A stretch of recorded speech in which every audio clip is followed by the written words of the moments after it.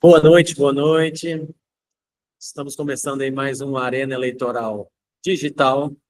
Hoje a gente vai falar sobre ações afirmativas no processo eleitoral com a Sabrina Braga, ela que é doutoranda pela UFMG, mestre em Direito, servidora do TRE de Minas Gerais, professora, escritora, palestrante, membro da Abradep, mãe da Dandara e minha grande amiga, que eu já de antemão já agradeço pelo seu sim, pela sua disponibilidade, por estar aqui falando para nós, alunos de Direito da Faculdade Facip Rondonópolis, e para todos também que vão poder acompanhar essa palestra, essa aula aí pelo YouTube. Sabrina, eu te agradeço imensamente.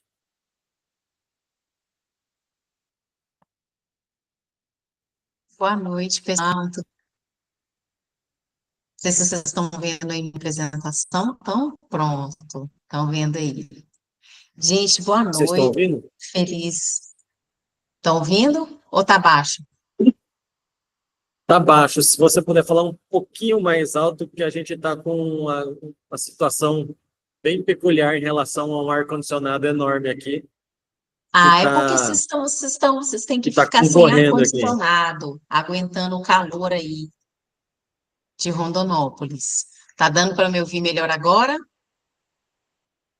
Beleza. Pessoal, boa noite. Estou muito feliz de estar aqui. Gostaria de estar presencialmente, né? Quem sabe ano que vem, no Congresso de Direito Eleitoral que acontece aí em Mato Grosso, né? Que eu já sou fã desse evento, participei no último. Dizem que ano que vem vai acontecer. Acontece geralmente em março, que é mesmo meu aniversário. Quem sabe esse vai ser meu presente, né? Pessoal, o professor Rafael me convidou para vir aqui essa noite para falar sobre as ações afirmativas no processo eleitoral. Eu preparei slide pra caramba para falar com vocês. Não vai dar, né, de falar de tudo, de trazer com detalhes em todos esses slides. Mas quem for lá no Instagram, tá? Começar a me seguir, me mandar uma mensagem, manda uma mensagem para mim lá, me segue, me manda uma mensagem no direct message lá, deixando o seu WhatsApp, seu WhatsApp é melhor, que aí eu mando os slides para vocês pelo WhatsApp. O WhatsApp é melhor. Eu mando pelo WhatsApp para vocês os slides, tá bom? Gente, a gente precisa começar a falar, quando a gente fala de ações afirmativas no processo eleitoral, a gente está falando de ações afirmativas para a promoção da participação política e da representatividade política de grupos minorizados. Primeira coisa que a gente tem que entender aqui é o que são grupos minorizados. Muita gente acha que minorias tem a ver com quantidade de pessoas, né? Maioria das pessoas, minoria das pessoas. Mas quando a gente fala de grupos minorizados, a gente não usa mais o termo minorias, tá? A gente fala de grupos minorizados. Quando a gente está falando de grupos minorizados, nós não estamos falando necessariamente sobre quantidade de pessoas, tá? Nós estamos falando de uma situação de desvantagem social, nós estamos falando de hierarquizações, nós estamos falando de subalternizações, nós estamos falando de assimetrias de poder. Apesar de eventualmente coincidir que um grupo minorizado corresponde a uma minoria da população, por exemplo, pessoas indígenas, tá? Outros grupos minorizados no Brasil correspondem à maioria da população, como, por exemplo, as mulheres, as pessoas negras, tá? Mulheres são 52% da população e 52% do eleitorado. Pessoas negras também correspondem à maioria da população. Lembrando que o grupo de pessoas negras é composto por pessoas pretas e pardas, tá? Então, o fator numérico não é essencial para que uma população, para que um grupo de pessoas possa ser considerado um grupo minorizado. A gente está falando aqui de uma relação de dominação entre diferentes subgrupos da nossa sociedade, tá? E aí, dentro dessa relação de dominação, a gente vai ter comportamentos discriminatórios e preconceituosos que vão afetar esses grupos minorizados, tá? Eu gosto sempre de citar o professor Richard Santos, ele é professor da Universidade Federal do Sul da Bahia, e o professor Richard Santos, ele tem um livro chamado Maioria Minorizada. O professor Richard Santos, ele fala que pessoas negras, pessoas indígenas e mulheres sofreram um processo de identificação étnica, racial e de gênero, tá? E as pessoas que compõem esses grupos foram identificadas como seres inferiores, tá? Essas pessoas sofreram, então, um apagamento identitário. Elas são desidentificadas, elas são desumanizadas e elas vão se tornar, então, minorias, minorizadas no acesso à cidadania, tá? E maiorias num processo de expoliação econômica, social e cultural. Essas pessoas são, então, minorizadas no acesso a bens econômicos, minorizadas no acesso a bens culturais, minorizadas no acesso à representação política. Então, essas pessoas são vítimas de várias formas de violência, tá? E a gente tem que lembrar que o Brasil se estruturou, tá, num sistema escravocrata. E esse sistema escravocrata e patriarcal sobre o qual o Brasil se estruturou, ele vai explicar muito do que é a nossa sociedade hoje. E vai explicar e naturalizar as ausências. Ausências de mulheres, ausências de pessoas negras, ausências de pessoas indígenas em espaços institucionalizados de decisão. Olha só, gente, lá na época colonial e na época imperial, como que a nossa sociedade se organizava? A nossa sociedade se organizava em torno de propriedades, propriedades essas que eram comandadas por homens brancos. Esses homens brancos relegavam às mulheres brancas papéis de subordinação, tá? Um papel de obediência às normas da igreja, tá? Então, essas mulheres eram submetidas a esse homem branco, e esse homem também submetia homens e mulheres negras indígenas à desumanização, ao trabalho escravo e ao abuso sexual. Essa, gente, é a gênese da nossa sociedade.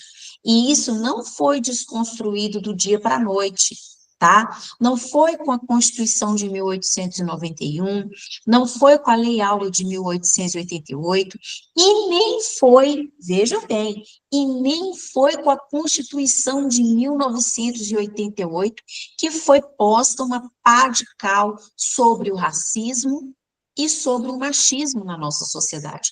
A gente ainda carrega essa chaga que vem desde o tempo da colonização e desde o tempo do Império. Até aqui, tá todo mundo junto comigo? Eu sei que vocês não vão conseguir responder, né? Mas eu espero que estejam.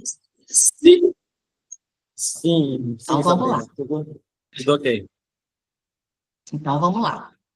E aí, gente, não sei se vocês conhecem o professor Adilson Moreira. Eu posso dizer para vocês com a maior tranquilidade que o professor Adilson Moreira é hoje um dos maiores constitucionalistas do Brasil.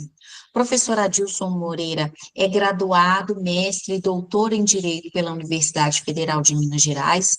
Ele é mestre e doutor em Direito pela Universidade de Harvard. Ele já deu aula em Yale, ele deu aula em Berkeley, ele deu aula em Stanford, ele também deu aula em Harvard, tá? Deu aula nas maiores universidades americanas, e ele vem construindo tá? Ele tem um livro chamado Tratado de Direito Antidiscriminatório, tá? E além desse Tratado de Direito Antidiscriminatório, ele vem aí publicando livros em que ele vai tratar de cada um dos grupos minorizados, tá? E dessa relação, tá? Entre esses grupos e os preceitos, os princípios constitucionais, tá? E aí, gente, o professor Adilson Moreira, ele escreveu um artigo que saiu publicado na revista da Universidade Federal do Paraná, em que ele diz que o Estado brasileiro contribuiu de várias formas para a opressão racial do povo negro e do povo indígena, motivo pelo qual o Estado brasileiro está moral e juridicamente obrigado a criar iniciativas que possam reverter os problemas por ele causados. Então, a partir daí, nós vamos ter as ações afirmativas. Porque se o Estado brasileiro contribuiu para essa opressão, o Estado brasileiro, então, propõe ações afirmativas, tá, para fazer uma reparação mínima desses grupos que são historicamente vulnerabilizados e historicamente minorizados no acesso a poder político, no acesso à representação política. Então, vamos lá. Vamos falar um pouquinho dessas políticas públicas. A gente começa, né, a primeira política pública, a primeira ação afirmativa, tá, que tem impacto no processo eleitoral e que a gente conhece, é a política de cotas, né? Essa política de cotas aí, que eu acredito que o professor Rafael, em algum momento, já deve ter falado com vocês. Sobre o que se refere a nossa política de cotas hoje? Bom, um partido, ele pode apresentar um número X de candidaturas, uma lista de candidaturas, tá? Então, vamos supor que um partido pode apresentar 10 candidaturas, tá? 10 nomes numa lista de candidatura. Esse partido tem que apresentar pelo menos 30% de nomes de um dos gêneros e 70% de nomes do outro gênero. A gente vive num país patriarcal e machista. Então, na maioria esmagadora das vezes, o partido vai apresentar 30% de candidaturas do gênero feminino e 70% de candidaturas do gênero masculino. Essa política, gente, de cotas, ela começou em 1995, mas lá em 1995, ela não era assim. Lá em 1995, a gente tinha a Lei 9.100, que ela estabeleceu que os partidos ou coligações, porque lá em 95 era permitida a coligação para as eleições proporcionais, ou seja, eleições para a Câmara de Vereadores, Câmara dos Deputados, Assembleia Legislativa, tá? Lá em 1995, o partido tinha que apresentar um percentual mínimo de 20% de candidatas, tá? A lei ainda dizia do sexo feminino, tá? E esse percentual tinha que se referir às candidaturas deferidas, tá? Em 97, veio então a Lei 9.504, que é a lei das eleições, a lei que a gente conhece hoje, que ainda está em vigor, tá? E lá em 97, a redação da Lei 9.504 previa que o partido político tinha que reservar as vagas para candidaturas de um dos gêneros, pelo menos 30% das vagas para candidaturas de um dos gêneros. O que significou? Os partidos, né? Vamos usar aquele número hipotético de 10, que é um número que é mais fácil para a gente arredondar. Os partidos, tendo que apresentar, então, ou podendo apresentar uma lista com 10 nomes, 7 de um gênero e 3 do outro, o que os partidos faziam? Apresentavam uma lista com 7 nomes de homens e reservavam as vagas para mulheres, e não apresentava nenhum nome de mulher. Ah, é muito difícil, mulher não gosta de política, mulher não quer se envolver, então a gente apresenta a lista só com nomes de homens. Gente, o impacto disso para a representatividade feminina na política foi muito pequena, tá? A gente continuou com um número inexpressivo de mulheres ocupando, né, assentos no Poder Legislativo, Câmara de Vereadores, Assembleias Legislativas, Câmara dos Deputados, tá? Então, mudou muito pouca coisa. Aí, em 2009, nós tivemos uma reforma política, tá? Essa reforma política ela foi implementada a partir da Lei 12.034.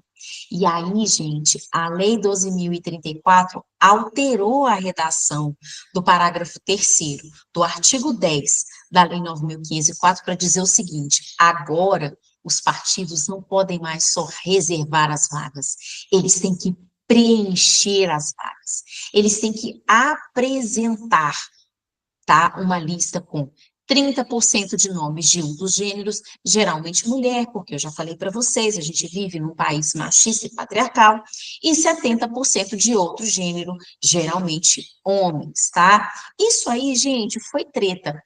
Foi treta, porque em 2010 os partidos não cumpriram essa determinação, tá? Alguns partidos cumpriram, outros não. Alguns partidos alegaram, a gente não consegue cumprir, porque as mulheres não querem se candidatar, política não é coisa de mulher, mulher não gosta de política, tá? E aí, o que que aconteceu?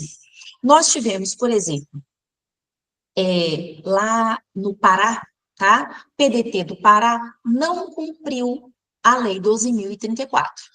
Apresentou uma lista sem incluir todos os nomes de mulheres, de 30%, tá? Esse processo, isso aí acabou virando um processo, tá? Esse processo chegou no TSE e o TSE indeferiu o registro de candidatura do PDT para a Câmara dos Deputados. Não, para a Assembleia Legislativa, tá? Só, gente, que o que que acontece? Essa decisão do TSE não teve efeito vinculante. Então, teve TRE que derrubou a lista, que não tinha 30% de nomes de um dos gêneros e 70% do outro, mas teve TRE que aceitou o argumento, tá, de alguns partidos de que a gente não conseguiu encontrar mulheres, não tivemos tempo hábil para poder conseguir mulheres para preencherem as listas dos partidos. E a partir de então, gente, nós passamos a ter um fenômeno, tá, na política, que eu acredito que muitos de vocês e muitas de vocês já ouviram falar nesse fenômeno, que é o fenômeno das candidaturas fictícias. Os partidos, então, obrigados a preencher a lista com nomes de mulheres, passaram a recorrer a esse artifício de apresentar candidaturas fictícias ou candidaturas que chamam de candidaturas laranja. Eu não gosto dessa denominação, não só eu, como várias e vários eleitoralistas, porque a gente entende que usar essa expressão candidaturas laranjas, a gente vai revitimizar mulheres. Porque, gente, na maioria das vezes, as mulheres não estão embarcando nessa de candidaturas fictícias porque querem, tá? Elas são vítimas de todo um sistema que é machista, que é patriarcal e que é violento, tá? E aí, gente, com essa explosão das candidaturas fictícias, tá? E chapa caindo, e muito processo, a gente tem, então, a resolução 23.609 de 2019, tá? O que que é essa resolução 23.609 de 2019? Vocês já devem ter ouvido falar que a gente tem a Lei 9.096, que é a Lei dos Partidos Políticos, a gente tem a Constituição, né, que traz lá o seu capítulo tratando dos direitos políticos, né? A gente tem também a Lei 9.504, que é a lei que trata das eleições, tá? Só que nós temos as resoluções do TSE que vão regulamentar os pormenores do processo eleitoral. E, claro, a gente tem o Código Eleitoral também, né, gente? E aí, a resolução 23.609 é a resolução que trata exclusivamente do registro de candidatura, tá? E aí, gente, eu vou contar um caos para vocês, como a gente costuma dizer aqui, no meu país, Minas Gerais. Em 2018, nós tivemos aqui em Minas Gerais casos bem, assim, pitorescos, tá? De registros de candidatura. E nesses processos de registro de candidatura constavam fotos de mulheres de biquíni, tá? O partido apresentava o RRC, que o professor Rafael conhece tão bem, e lá na foto do RRC, mulheres de biquíni. Uma pessoa viu um processo, achou estranho, falou, gente, olha aqui, processo de registro de candidatura, a foto para a urna, mulher de biquíni. Vamos fazer uma triagem? Vamos olhar tudo de novo e conferir foto por foto? E aí, gente, nessa conferência, identificaram oito, oito processos, tá? Com fotos de mulheres de biquíni. Essas mulheres foram intimadas, né, a se manifestarem sobre essas fotos. E aí, o TRE de Minas acabou percebendo, então, que tratava-se de candidaturas fictícias. Algumas mulheres, gente, responderam à intimação da Justiça Eleitoral apresentando boletim de ocorrência contra o partido, porque essas mulheres não tinham sido consultadas, elas sequer assinaram um requerimento de registro de candidatura, tá? Isso acende um alerta para a Justiça Eleitoral. E nesse período, a gente estava trabalhando da Justiça Eleitoral uma coisa que a gente chama de SNE, que foi a sistematização das normas eleitorais. Foi um processo em que foram criados vários grupos de trabalho com servidoras e servidores da Justiça Eleitoral, magistradas e magistrados eleitorais, acadêmicas e acadêmicos, advogadas e advogados eleitoralistas. E ali a gente começou a debater os temas, tá? E sistematizar as normas de direito eleitoral. Porque antigamente, cada eleição tinha uma resolução diferente. Hoje, desde 2019, desde a eleição de 2020, a gente tem toda eleição de 2020, toda eleição a partir de 2020, você quer saber de registro de candidatura? Tá tudo na resolução 23.609, tá? E aí, na sistematização das normas eleitorais, foram trazidas essas questões, tá? Relativas a candidaturas fictícias. E aí, gente, o que que a resolução traz para poder fortalecer essa política pública, essa ação afirmativa de promoção da representatividade feminina na política, tá? A resolução, os artigos 20, 27 e 36 da resolução, eles apontam que, havendo existência de indícios de registro, tá, de requerimento de candidatura, sem autorização de candidata ou candidato, esse registro não vai ser conhecido pela magistrada ou magistrado eleitoral. E esse requerimento de registro de candidatura vai deixar de ser considerado para todos os fins, inclusive para o cálculo dos percentuais, tá, de gênero do registro de candidatura. Então, se você abre um requerimento de registro de candidatura e vê que tem ali uma foto que foi nitidamente retirada de rede social, tá? Você intima a candidata ou candidato, tá certo? E aí, se essa pessoa não se manifestar, ou se tiver outros indícios, tá? De que esse requerimento de registro de candidatura foi feito sem autorização da candidata ou candidato, esse requerimento de registro de candidatura não será considerado e não será contabilizado ali nos percentuais da cota de gênero, tá? E aí, deixa eu seguir aqui, porque eu trouxe muitos slides, gente, mas não vai dar para tratar de todos. Bom, um outro ponto que a gente tem, bem interessante, tá? Em relação ao registro de candidatura e em relação à participação política de grupos minorizados, é justamente uma decisão do TSE de 2018. Quem foi o relator dessa decisão foi o ministro Tarcísio Vieira de Carvalho Neto, tá? E nessa decisão, o TSE entendeu o seguinte, que a expressão cada sexo que é mencionado lá no artigo 10, parágrafo 3º da Lei 9.504, ela refere-se a gênero e não a sexo biológico, tá certo? Então, o que vale aqui, gente, é a identidade de gênero. Mulheres trans vão contar, tá? Vão contabilizar como candidaturas femininas. Homens trans vão contabilizar como candidaturas masculinas, tá certo? Então, é sempre importante lembrar isso, que a gente tem também uma política afirmativa de proteção da identidade de gênero e da transgeneridade, tá? Pela Justiça Eleitoral. E aí, vamos tratar de outros pontos aqui da Resolução 23.609, que é a resolução que trata do registro de candidatura e que ela vai trazer, vai pormenorizar, tá, questões referentes à raça e gênero e garantir que as políticas afirmativas, tá, relacionadas ao processo eleitoral sejam políticas efetivas para a promoção da representatividade de pessoas negras, de pessoas indígenas, de pessoas quilombolas, de mulheres, tá, e de pessoas da comunidade LGBTQIA.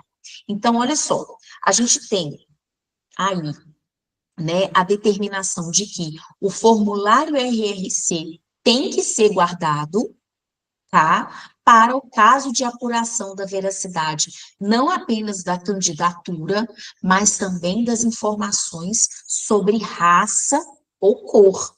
Então, tem que guardar o formulário RRC físico assinado pelas candidatas ou candidatos, porque se alguém questionar se aquela candidatura é verdadeira, se ela de fato existe, ou se alguém questionar as informações sobre raça e cor, tem que ter acesso ao requerimento de registro de candidatura, tá? O artigo 20 da Resolução 23.609, ele prevê ainda que a Justiça Eleitoral pode requerer a exibição desse formulário de requerimento de registro de candidatura para conferir a veracidade das informações, tá, gente? Porque a gente tem um processo eletrônico, tá certo?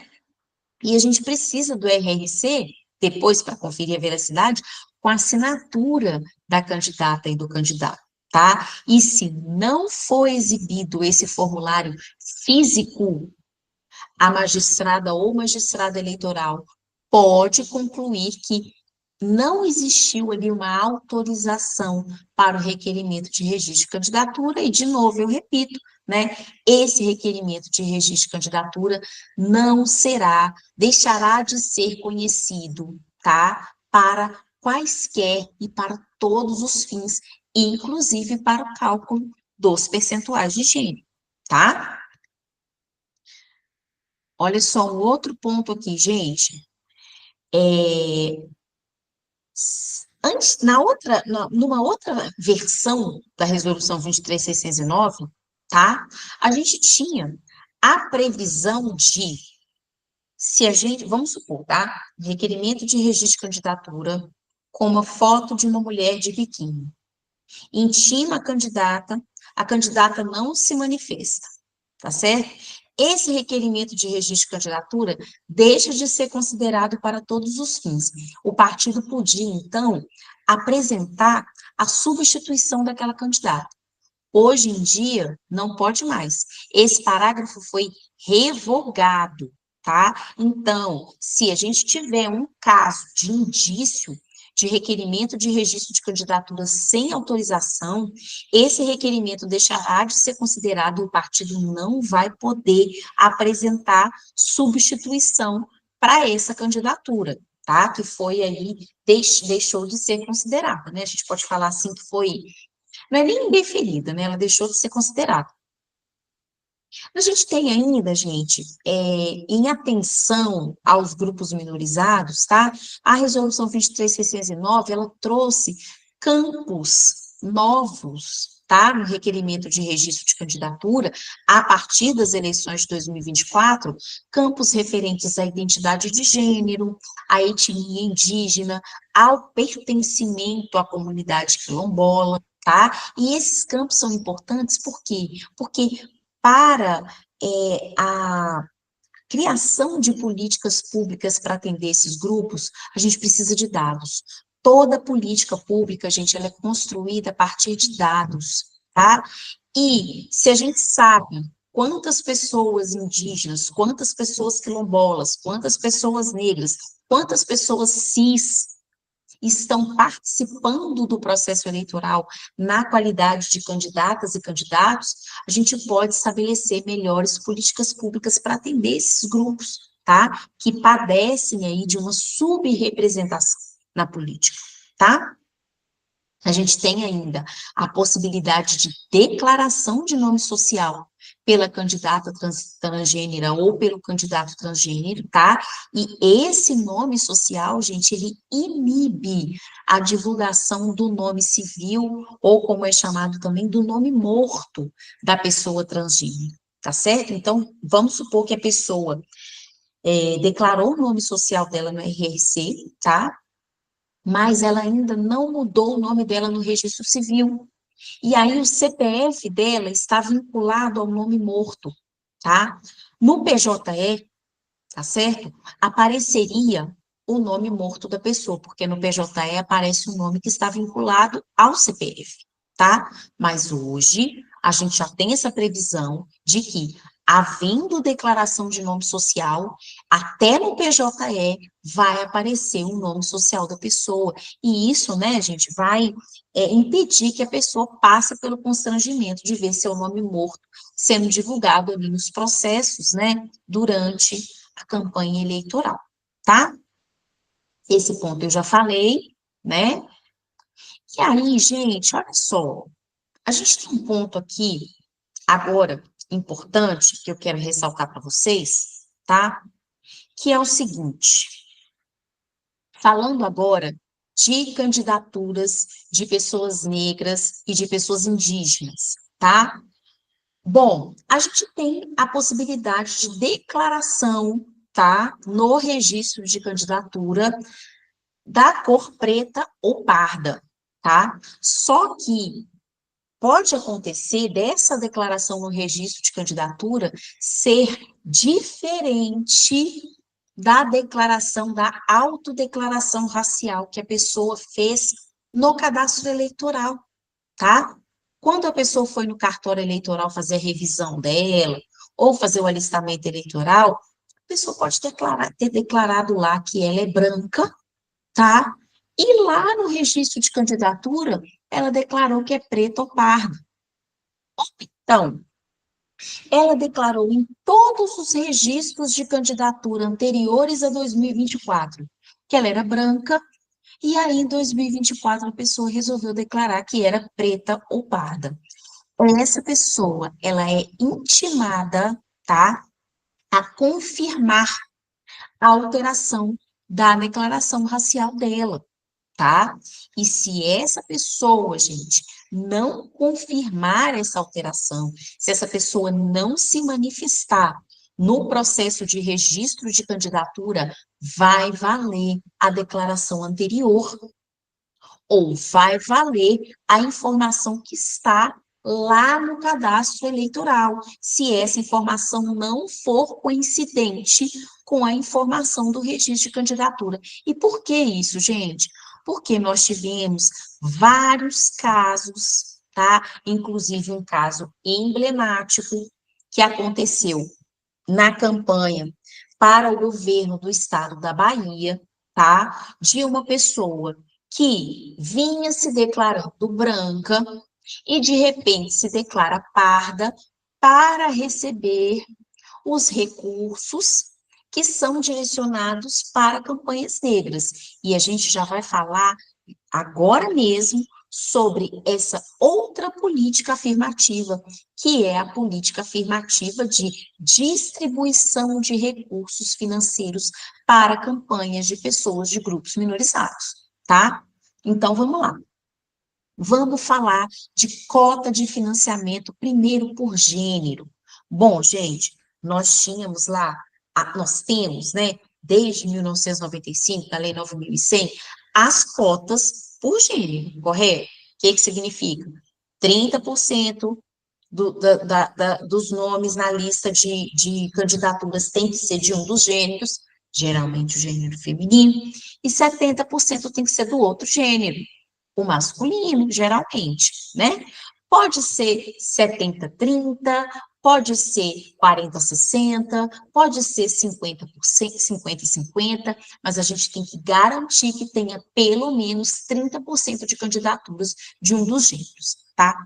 E aí, gente, o STF julgou a ADI 5617, tá? E nessa ADI, o STF decidiu, tá, que a distribuição do fundo partidário, que é um fundo de recursos públicos direcionado para partidos políticos, tá? Que a distribuição dos recursos do fundo partidário, ela tinha que ser feita na proporção das candidaturas de ambos os gêneros, ou seja, tinha que respeitar um mínimo de 30% para candidaturas de um dos gêneros, geralmente o gênero feminino. Porque isso não acontecia não, pessoal. A gente tinha 30% de candidaturas de mulheres e 70% de candidaturas de homens, e os partidos distribuíam os recursos como bem entendiam. Pegava 90% dos recursos e direcionava para candidaturas masculinas. E aí o STF falou, não, não, não. Tem que respeitar a política de cotas também em relação ao fundo partidário. É um fundo público, é recurso público. A gente está falando aqui de uma política pública, de uma ação afirmativa implementada pelo Estado brasileiro. Então, se a gente tem que implementar essa ação afirmativa em relação à quantidade de candidaturas de um e de outro gênero, a gente também tem que dar dinheiro para essas candidaturas. Porque campanha só se converte em mandato se tiver dinheiro, se tiver financiamento. Então, o STF decide isso em relação ao fundo partidário. Bom, diante dessa decisão do STF, tá, foi proposta uma consulta para o TSE para falar o seguinte, TSE, olha só, o STF falou que o fundo partidário tem que ser dividido de acordo com o percentual de candidaturas de cada gênero. E aí, TSE, eu queria saber também se o Fundo Especial de Financiamento de Campanha precisa seguir essa lógica, porque também é um fundo público. E mais, TSE, eu quero saber se o tempo de propaganda eleitoral também tem que seguir essa lógica. E aí o TSE falou, tem sim, tem sim. Se tem que distribuir o fundo partidário de acordo com o percentual de candidaturas de cada um dos gêneros, o mesmo vale para o Fundo Especial de Financiamento de Campanha. E o mesmo vai valer para o tempo de propaganda no rádio e na TV, porque esse tempo de propaganda, gente, também é recurso público, também é dinheiro público que está envolvido nisso, tá? Então, como disse a ministra, né, Rosa Weber, que foi a relatora desse processo, né, a mesma rácio projeta-se ao exame da aplicação dos recursos do Fundo Especial de Financiamento de Campanha, tá, cuja vocação é exclusivamente o custeio das eleições, que há de seguir a mesma diretriz. Repetindo aqui uma coisa que eu disse para vocês lá no começo, quem quiser ter acesso a esses slides, é só entrar lá no meu Instagram, Sabrina P. Braga, começa a me seguir lá, me manda uma mensagem, deixa seu WhatsApp lá que eu vou mandar esses slides para vocês, tá bom? Ou WhatsApp ou e-mail, eu mando das duas formas. Então, gente, tivemos então essa decisão do TSE que definiu que recursos têm que ser distribuídos de acordo com o percentual de candidaturas de cada um dos gêneros. Mas aí, gente, aí, outra consulta foi feita ao TSE.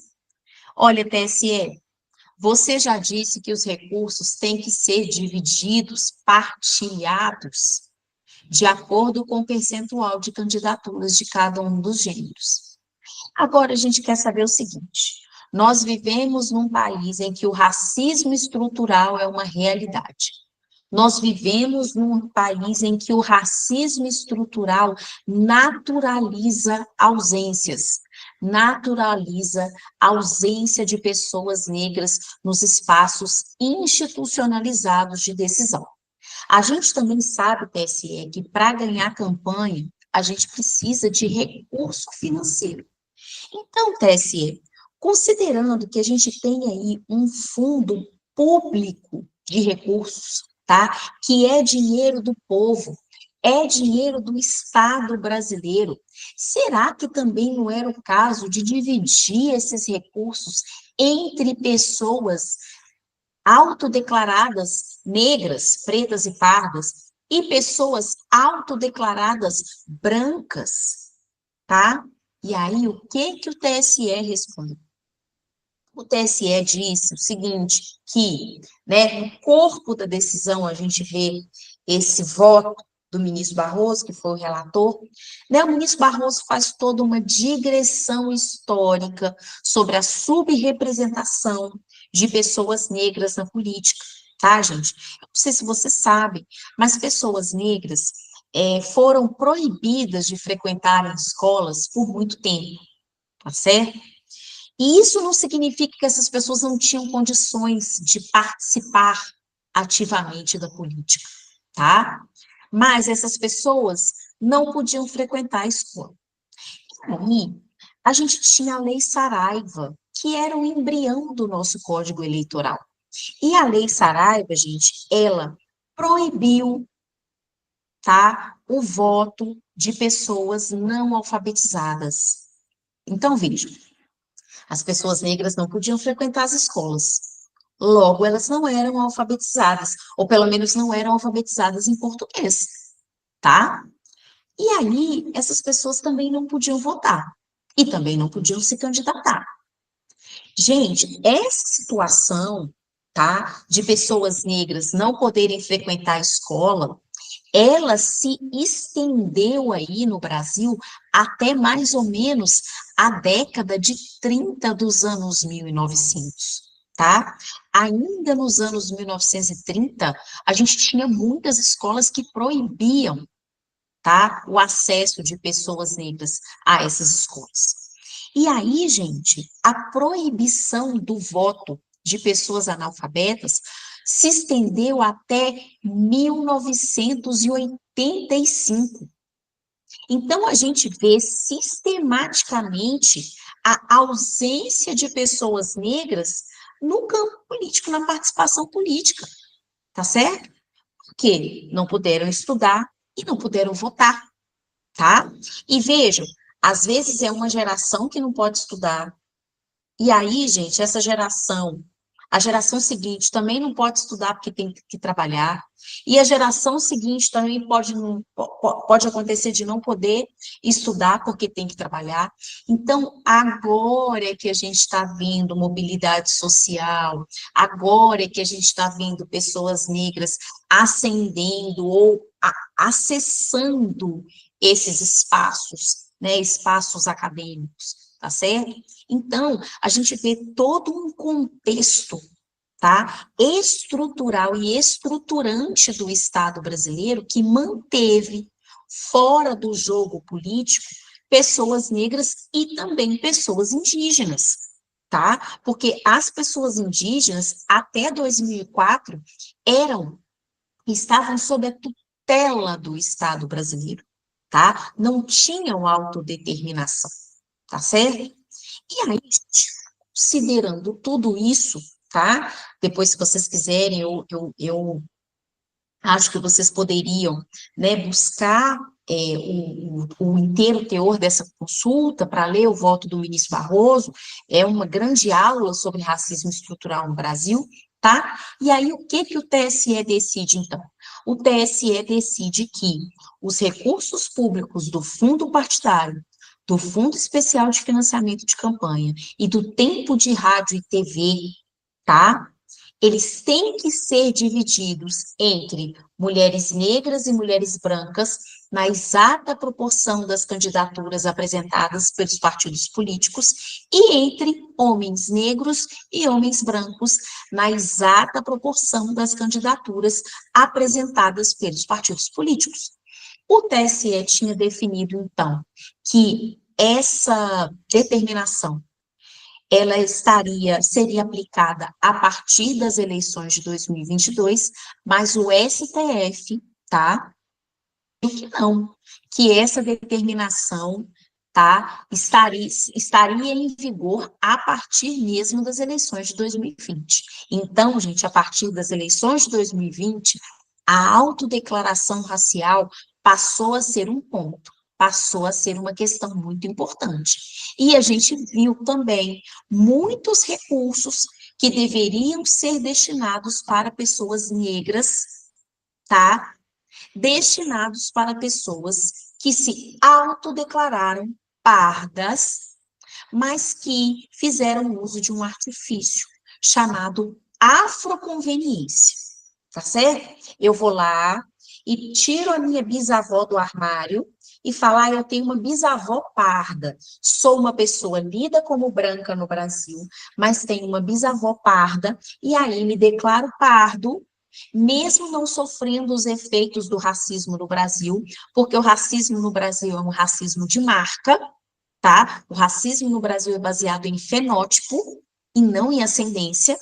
E aí, mesmo a pessoa sendo lida como branca no Brasil, tá? Mesmo a pessoa não sofrendo os efeitos da racialização como negro no Brasil, essa pessoa vai lá e acessa recursos, tá? Destinados, que deveriam ser destinados para pessoas negras, acessa esses recursos, tá? Inclusive, a gente tem um caso muito importante e paradigmático aí no Mato Grosso, tá? De candidatura de uma pessoa que se autodeclarou parda, tá? E essa pessoa é lida como branca no Brasil, tá certo? E teve que devolver os recursos, tá? E aí, gente, nós temos aí uma outra categoria racializada no Brasil que também foi fazer sua consultinha e falar, opa, peraí, se as mulheres estão podendo receber recursos na proporção de suas candidaturas, se as pessoas negras estão podendo receber recursos na proporção das suas candidaturas, tem eu aqui, ó, eu sou indígena, eu também fui alijado ou alijada do processo político por conta de uma política estatal de tutela de pessoas indígenas, que aconteceu até ontem, em 2004, tá? Então, teve uma audiência pública do TSE em relação a cotas para as pessoas indígenas, tá? E na consulta 0600-222-07, uma parlamentar indagou o TSE sobre a possibilidade de estender para as populações indígenas o mesmo entendimento firmado na consulta sobre gênero e na consulta sobre raça, tá? E aí, gente, o que que o TSE decidiu? O TSE decidiu que candidaturas indígenas passariam, então, a contar com uma distribuição também proporcional nos mesmos moldes estabelecidos para pessoas negras, tá? Que pode parecer pouco, mas é muito recurso, porque as pessoas desses grupos recebem pouquíssimos recursos dos fundos públicos, tá? Então, foi uma vitória para a população indígena brasileira, tá? Além disso, tiveram também direito à distribuição proporcional de tempo de antena, tá? E de propaganda de rádio e TV.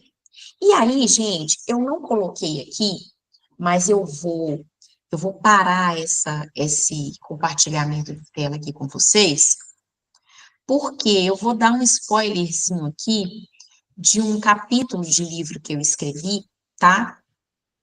Porque é o seguinte, temos aí essas políticas, né? Políticas afirmativas, direcionadas para para pessoas negras, para mulheres, para pessoas indígenas, mas aí, né, gente, tivemos um baque, tá? E que baque foi esse, tá? Esse baque foi a emenda constitucional número 133. Deixa eu abrir meu artigo aqui para eu lembrar direitinho os dados para poder falar para vocês, para não falar nada errado, porque esse negócio vai ficar gravado aqui, né?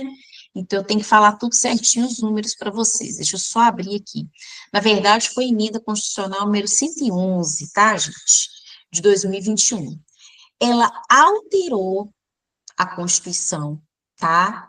E aí, gente, a emenda limitou o percentual de recursos que devem ser direcionados para candidaturas de pessoas pretas e pardas, para candidaturas de pessoas negras, tá?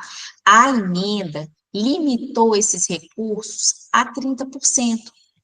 Então, ainda que nós tenhamos mais de 30% de candidaturas de pessoas negras, a emenda limitou os recursos a 30%. A gente tem, tá, uma ADI proposta pelo MPF pedindo interpretação conforme, tá, para dizer o seguinte, olha, tem que ser a partir de 30%. 30% tem que ser o piso e não o limite máximo. Mas a gente ainda não tem decisão dessa ADI, tá? E a princípio não foi dada, né? Foi pedida liminar nessa ADI, né? Uma medida cautelar nessa ADI para já considerar os 30% como piso nas eleições de 2024, mas o ministro que julgou, né, a medida cautelar, indeferiu a medida cautelar, então o que a gente tem até o momento, né, é justamente esse piso aí de 30%, que está muito aquém, né, do que esse grupo historicamente vulnerabilizado, historicamente alijado de processos políticos, faz jus, porque a gente tem hoje, de acordo com o censo, mais de 50% da população brasileira é composta por pessoas negras, pretas e pardas. Tá? Então, o justo seria que esses recursos fossem distribuídos no percentual de candidaturas de pessoas pretas e pardas. Bom, gente, o que nós temos de políticas públicas aí direcionadas, tá? De políticas afirmativas no processo eleitoral hoje são essas, e eu termino por aqui minha exposição e abro aí para alguma eventual pergunta que vocês têm.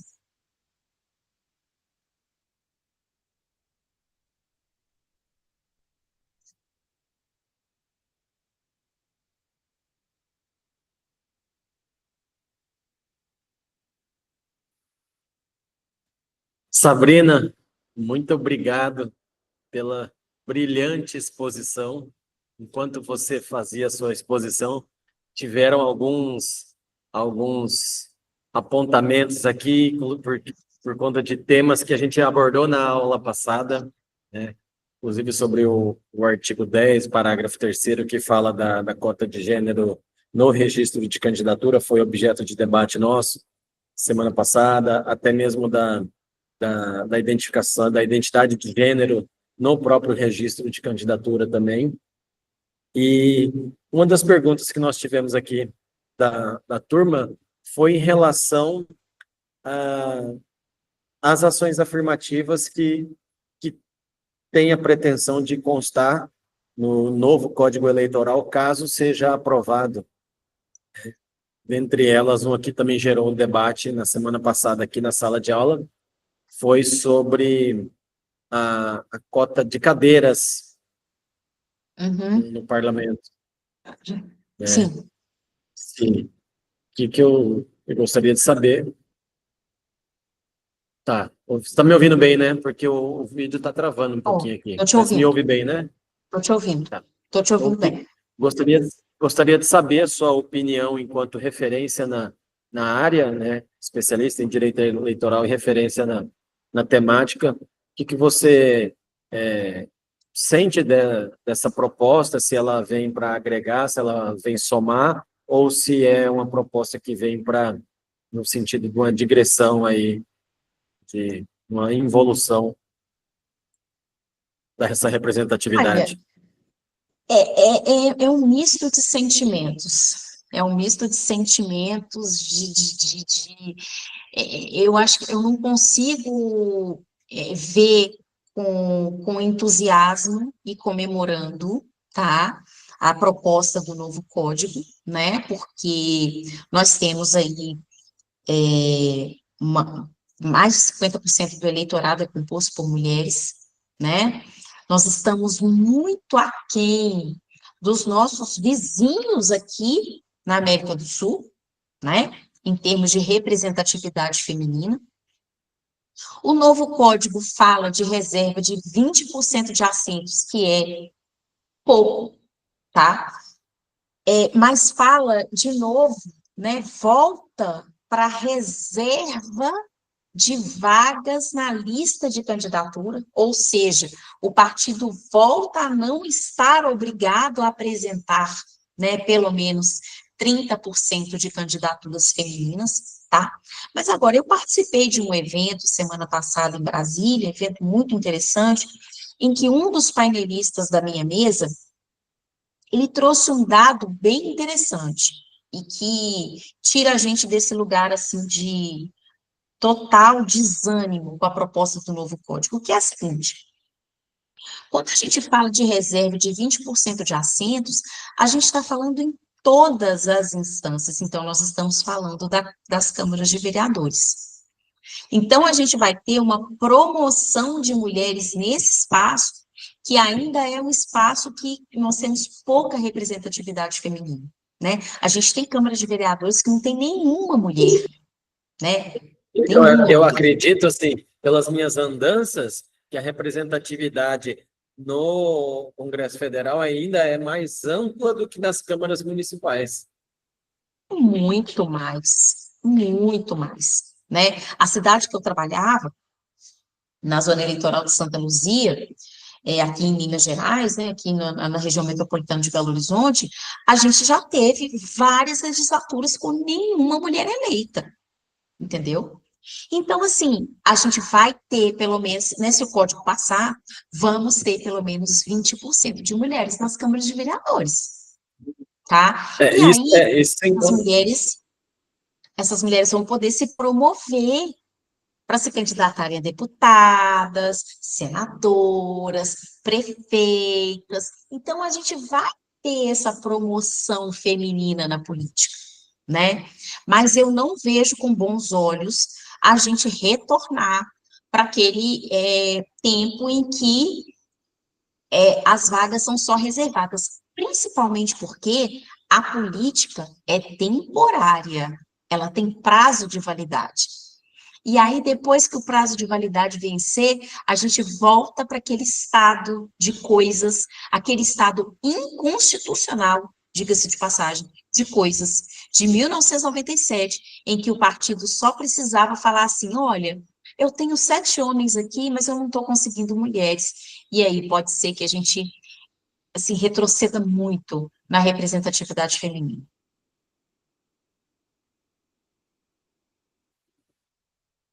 Isso é. Então, de qualquer forma, parece que é uma norma muito, é uma linha muito tênue, né, para a gente tem que tomar muito Muito. cuidado justamente para que essa ação afirmativa não seja um desvio ou um subterfúgio do Sim, caciquismo partidário, né?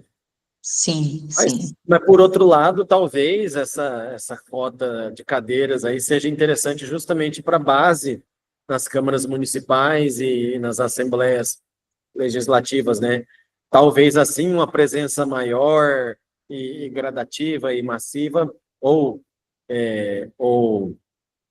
pelo menos mais equilibrada, possa diminuir a violência política de gênero, né? Eu digo isso porque aqui na nossa região é um assunto que está muito latente, porque na semana passada um vereador chamou a prefeita de um município aqui da região de cachorra viciada no plenário, cara. Complicado. E aí Meu isso foi na semana Deus. passada, foi na semana, vocês viram, Arthur? Na semana passada, a sessão de recebimento do processo de cassação foi na segunda-feira já.